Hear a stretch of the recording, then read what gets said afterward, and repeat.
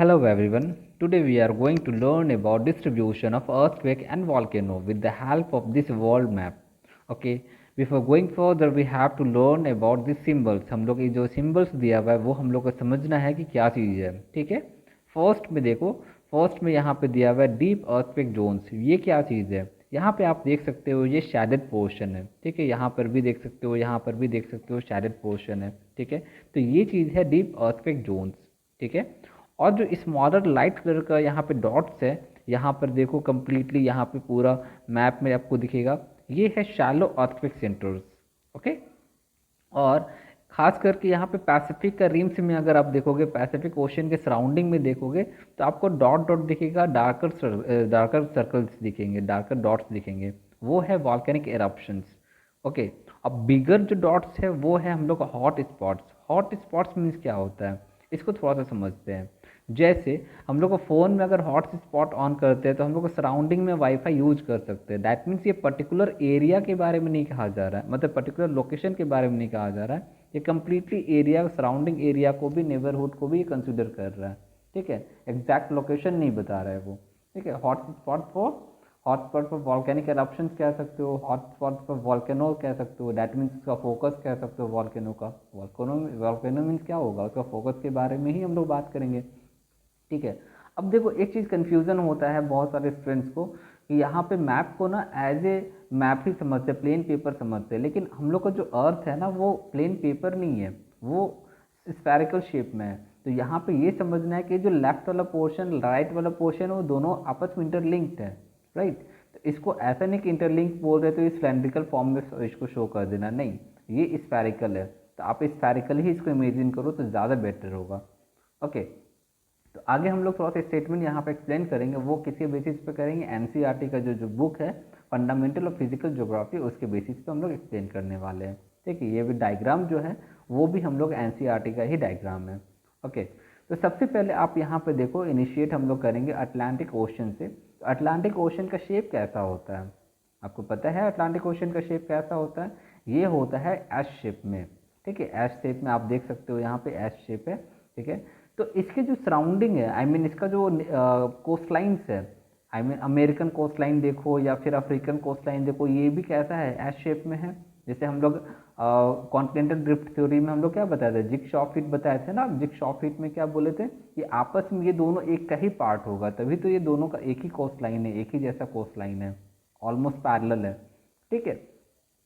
तो ये जो कोस्ट लाइन देखोगे तो आई मीन जो डॉट्स देखोगे तो डॉट्स जो है ना वो कोस्ट लाइन से पैरेलल ही दिखेगा आपको. राइट. ये जो लाइट कलर का जो डॉट्स दिख रहा है ये कोस्ट लाइन का पैरेलल में है. राइट. दोनों साइड का पैरेलल में. फर्दर ये जब साउथ में जब आता है तो यहाँ पे आने के बाद ये बाइफॉकेट करता है. बाइफॉकेट कर रहा है तो एक जा रहा है लेफ्ट राइट की तरफ, ये कहाँ जा रहा है, ईस्ट अफ्रीका की तरफ जा रहा है. ठीक है. और दूसरा जो जा रहा है वो लेफ्ट की तरफ जा रहा है. ये फर्दर यहाँ पे डिवीजन हो रहा है, लेकिन यहाँ पे फर्दर हम लोग यहाँ से इसको इंटरलिंक करते हैं. तो ये चीज़ हो जाए कि म्यांमार से होते हुए डार्कर जो सर्कल है वो वाला चीज़ के लिए हम लोग एक्सप्लेन कर रहे हैं. जो म्यांमार से होते हुए न्यू गुआना जो है यहाँ से होते हुए ये इंटरलिंक कर रहा है. ठीक है. तो फर्दर यहाँ पर भी आपको वीक जोन्स मिल जाएगा. ओके. तो ये हम लोग कंसिडर करना है. और यहाँ पर भी ऐसा नहीं समझना है कि डिसकंटिन्यूस है. ये वाला अभी क्या बताया कि राउंड है, तो यहाँ पे ये वाला पोर्शन दोनों मिलता है. ठीक है. तो ये चीज़ समझना है, ये चीज़ इमेजिन कर लेना है. ओके. तो हम लोग इस चीज़ को देखें. अब हम लोग यहाँ पे देखो जो डॉट्स जो है वो किससे कॉन्साइड कर रहा है. ये जो डॉट्स है यहाँ पे मिड ओशियनिक रीजन से कॉन्साइड कर रहा है. हम लोग प्रीवियस टॉपिक्स में हम लोग पढ़े थे ना, अर्थक्वेक के टॉपिक्स में, वॉल्केनोज वाला टॉपिक्स में हम लोग पढ़े थे, मिड ओशियनिक रीजन के बारे में पढ़े थे. वो क्या होता है, एक वीक जोन होता है जहाँ से वॉल्केनो ईजिली इरप्ट होते हैं. ओके. तो वो चीज़ हो गया. तो यहाँ पे जो लाइट जो पोर्शन है यानी शैलो अर्थक्वेक सेंटर से, ये वाला किससे कॉन्साइड कर रहा है, मिड ओशियनिक रीजन से कॉन्साइड कर रहा है. ओके. नाउ हम लोग को जो शैडेड पोर्शन है उसको हम लोग को देखना है, वो क्या चीज़ है. ये जो है वो शो कर रहा है डीप अर्थक्वेक जोन शो कर रहा है. ठीक है. और ये कौन सा एरिया कॉन्साइड कर रहा है, ये कंप्लीटली कॉन्साइड कर रहा है अल्पाइन हिमालयन रीजन से. हिमालयन सिस्टम जो है ना, अल्पाइन हिमालयन सिस्टम, यहाँ पर भी देखो इस साइड भी है, इस साइड भी है, ठीक है। ये तो कम्प्लीटली इससे कॉन्साइड कर रहा है हम लोग, कौन सा, deep ocean, sorry deep earthquake zone से कॉन्साइड कर रहा है। ओके, एंड देन यहाँ पे आप देख सकते हो रिम ऑफ पैसिफिक ओशियन जो है, किनारे किनारे जो कोस्ट लाइन है वो वाला हो गया, उसी को रिम कह रहे हैं, तो उसी रिम भी वही मीनिंग हो गया।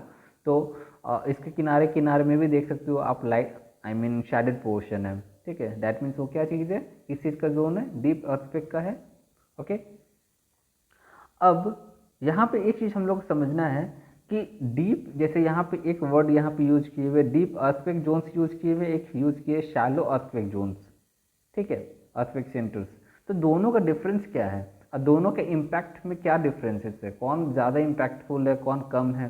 तो डीप मीन्स क्या हो गया, यहाँ पे जो भी डिफरेंस इसका फोकस पे है, ठीक है। डीप मीन्स हो गया कि उसका फोकस काफ़ी ज़्यादा नीचे में होगा, तो अगर ज़्यादा नीचे में उसका फोकस होगा तो ऑब्वियस है कि उसका जो फोर्स होगा, जो एनर्जी होगा रिलीज होने में वो टाइम लगेगा, उसका इम्पैक्ट थोड़ा कम होगा।